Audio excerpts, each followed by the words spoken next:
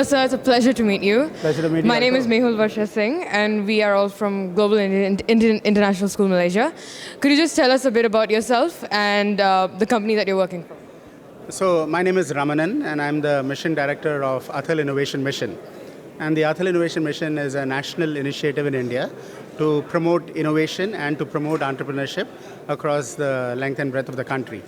As all of you know, India is 1.3 billion people, but we have 1.4 million schools. We have over 10,500 engineering institutions, and we have more than 39,000 colleges.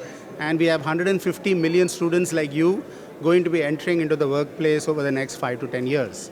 So it's very important for India, and it's a growing economy. It's one of the fastest growing economies of the world. But it's very important for the young children, the young students, because 150 million students, which is called the demographic dividend. It's a great advantage any country has. But how do you convert all these young students into innovators and job creators of the future? So that's the attempt of the Athal Innovation Mission. And so towards that end, we are doing many initiatives. One initiative is setting up Atal Tinkering Labs across the country. And these tinkering labs are in schools between grade 6 to grade 12. So students like you who are part of the schools between grade 6 to grade 12, they get a chance to work on the latest of technologies like 3D printers, robotics, IoT devices, miniaturized electronics, augmented virtual reality. These are all do-it-yourself kits. So these are kits which are provided to the children between grade 6 to grade 12. They tinker with them, they play with them, they create solutions. We introduce them to the problems of the community around. So you as a student, for example, 3 of you could be going from here to the hospital. And then you look at the hospital and you say, what are the problems that the people are having in the hospital? Then can we use technology for solving that? So for example, some of our students have innovated for the blind or the visually challenged people. They have created a helmet where all the sensor technologies are put in.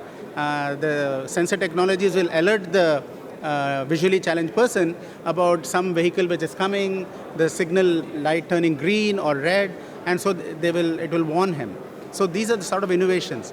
And actually we have 6 of our students who are visiting your schools also today, GIS schools I believe, and they have also displayed their innovations. So the whole thing is, important thing is, how do you create a problem-solving, innovative mindset in all of you? Because you learn a lot of things in class, physics, chemistry, maths, and so on. But are you converting them into ideas? Are you solving problems using that?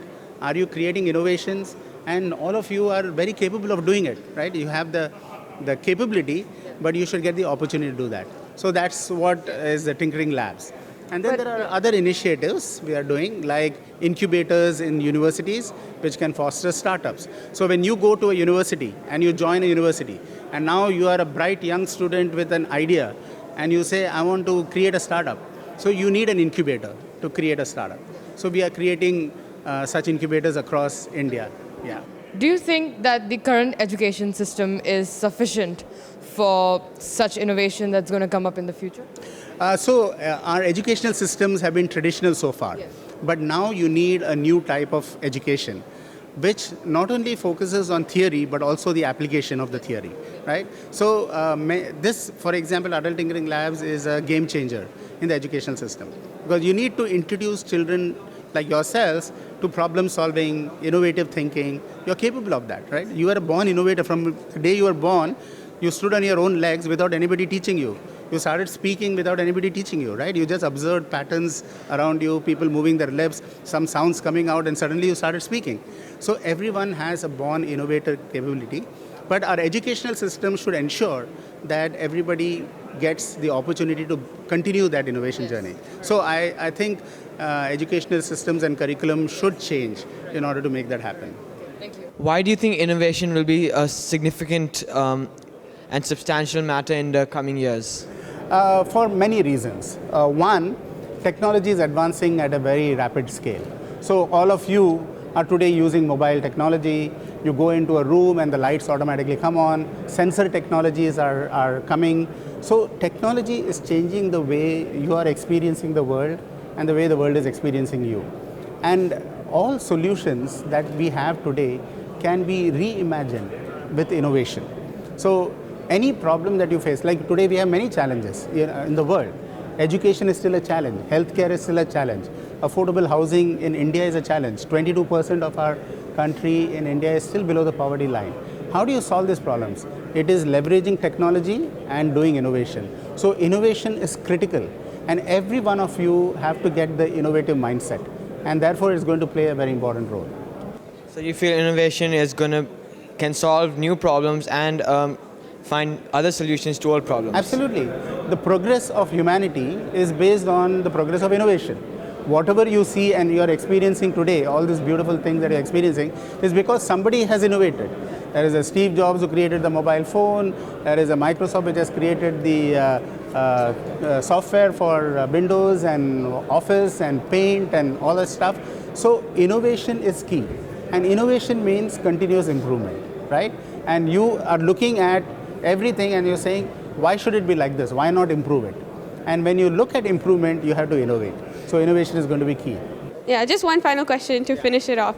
What are some trends that you see students are leaning towards, which fields, and what do you think is going to be the next big engineering or the next big medicine? So actually, there is progress both on the arts as well as in the sciences. And the future of the world is going to be where you're going to blend all of them together. So there is a very good book I would recommend all of you to read called The Fuzzy and the Techie. The techie is the engineering guy whom you're talking about. The fuzzy is the person who is interested in arts, business management, all of that. Why it is so important? Look at whatever you're seeing around you in Singapore. You see a blend of art and engineering, right? Unless both of them come together, you won't have great products and great artifacts. So there are many things. Cognitive computing is increasing. Nano computing is changing. Communications technology is changing rapidly, like high-speed communications, wireless, satellite communication, they're all gaining speeds. Storage capacity in the world is changing because of the cloud, the web, and web services. And then you have new technologies like artificial intelligence and blockchain, which are coming. What is artificial intelligence? It is actually mimicking human intelligence, but using all the data systems that are providing data. And today you have so many systems providing data. Mobile data is coming in, visual data is coming in, sensory data is coming in, and somebody has to process this, make intelligent information out of it, and then take actions on it, right? So actually this is a great time for all of you young students, whether you take biotech, healthcare, civil engineering, mechanical engineering, everything is going to be a blend of electronics, engineering, and visual arts, creative design. You need all of that capability. You create a great innovation, you need to be able to market it well. So you need good presentation skills. You need the ability to articulate it well.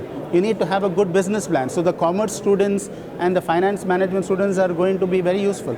So it doesn't matter which discipline you are taking. You have to see how I can innovate in that field and how I can value add in that field, and your future is assured. Thank you so much, sir.